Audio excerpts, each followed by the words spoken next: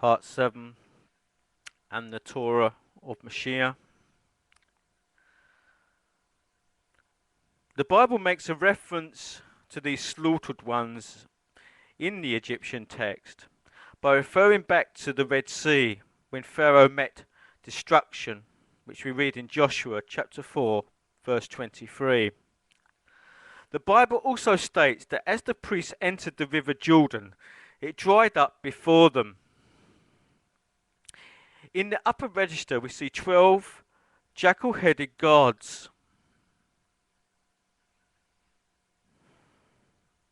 Standing on a divided platform here of water, who are called jackals in the lake of life. The Egyptian text referring to them reads, "These are they who come forth from this lake, whereunto the souls of the dead cannot approach by reason of the sanctity which is therein. Unto them saith Ra, that which belongeth to you to do, O ye gods who are in this lake, is to keep guard upon your lives in your lake. Your offerings are under the guard of the jackals, which have set themselves on the edge of your lake." And in the Bible text we read in Joshua chapter 3 verse 17, "And the priests that bear the ark of the covenant stood firm on dry land." Here, in the midst of the Jordan.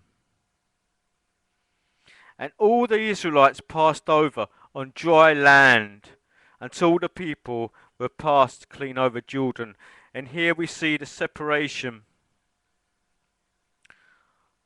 Here, referenced in the Bible to the drying up of the Jordan by the 12 priests. And here represented by the jackals. The last section of the upper register of the fourth division of the Torah contains 10 Uri standing upon a divided lake. Here, the text that refers to them reads, "These are they who have their speech after Ra cometh them, and the souls are turned backwards, and shadows are destroyed at the hearing of the words of the Uri." The Bible takes up this text by referring to the Amorites and the Canaanites, who on hearing about the passage of the Israelites across the Jordan fell into fear. The enemies of Israel divided westward and towards the sea, as we read in Joshua chapter 5 verse 1. "And it came to pass, when all the kings of the Amorites which were on the side of the Jordan westward, and all the kings of the Canaanites which were by the sea, heard that the Lord had dried up the waters of Jordan from before the children of Israel, until we were passed over, that their heart melted, neither was there spirit in them any more, because of the children of Israel." We now come to a very famous event told in the Bible, the taking of the city of Jericho, an important strategic point. This event, of course, can be found in the lower register of the Egyptian Torah. Horus the Aged here addresses 11 gods, representative of the 11 tribes. 1, 2, 3, 4, 5, 6, 7, 8, 9, 10, 11.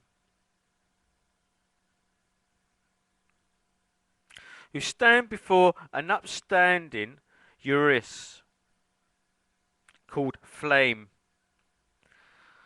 What then does this imply?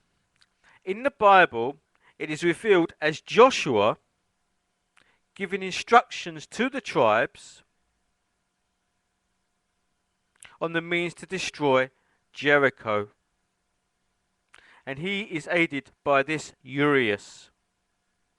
In the book of Genesis, chapter 3, verse 24, cherubim guard the tree of life. with a flaming sword, such as an angel, will meet again as the captain of the host, which we read in Joshua chapter 5 verses 13 to 14. And it came to pass when Joshua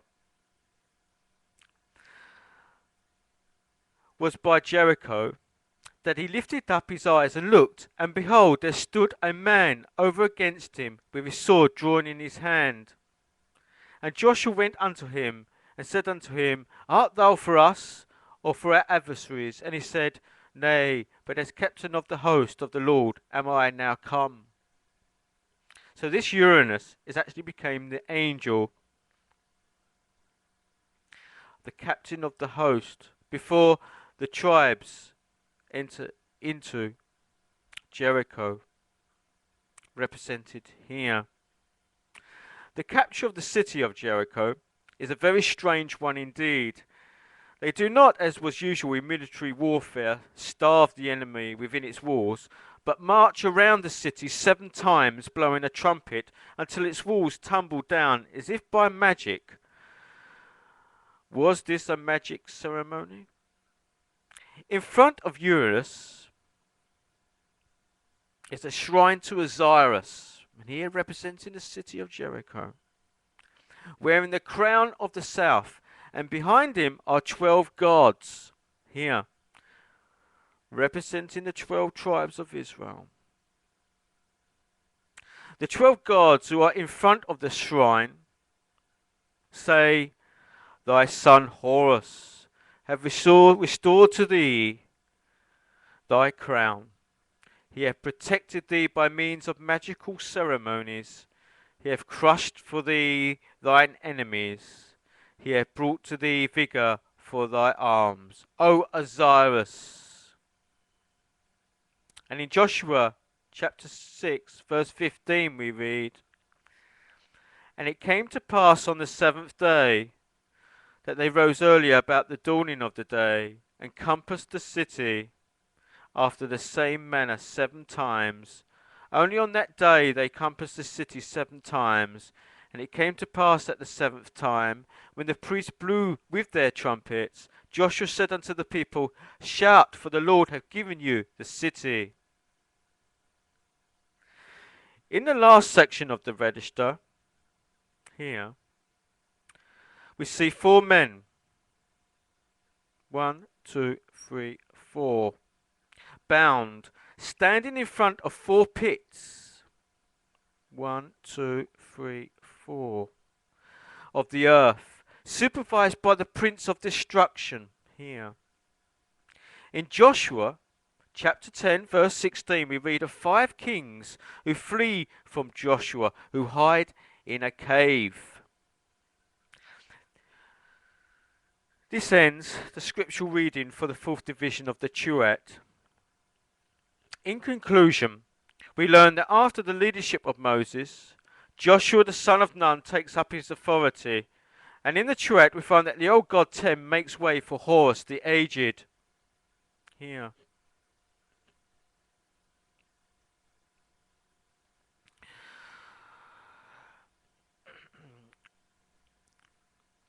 Who was indeed the son of Nut. In the 4th division of the Tuat, we notice that the sun disk in the boat of Ra disappears. And in the Bible makes a reference to this disk when the sun does not pass beneath the horizon, which we read in Joshua chapter 10 verse 13. So the disappearance of the disk now in this division of the representation of the Egyptian Tuat is disappeared, and this reference is made now in the book of Joshua, the fact that the sun disk where Ra sits in the boat, stands in the boat, has now gone. This ends the 4th division of the Egyptian Tuat.